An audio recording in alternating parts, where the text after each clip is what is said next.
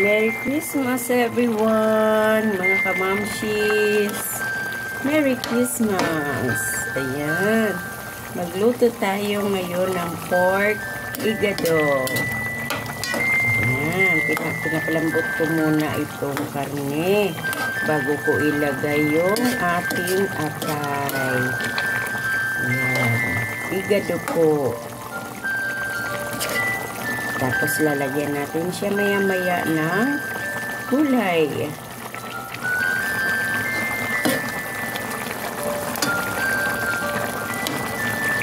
Ayan, malambot na yung ating karne.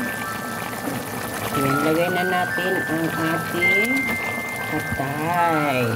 Diba?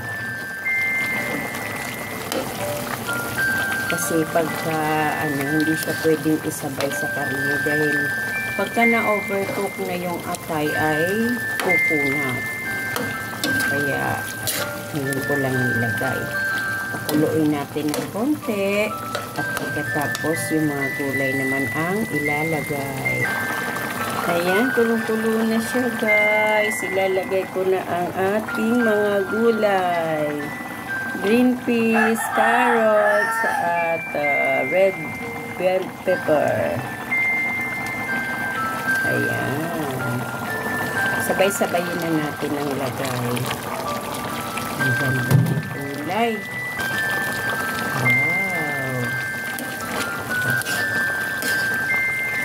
Again, Merry Christmas po, mga kamamshis. Ayan. Ang ganda na ng kulay. Ang ating pork igado. Diba? Maganda pagka may kasamang gulay kasi nakakapag-pakulay siya. Attractive. Diba? Wow. So, ayan. Okay na yan. Maya-maya ahanguin ko na. Thank you so much for watching. And again, Merry Christmas po sa ating lahat. God bless us all, guys.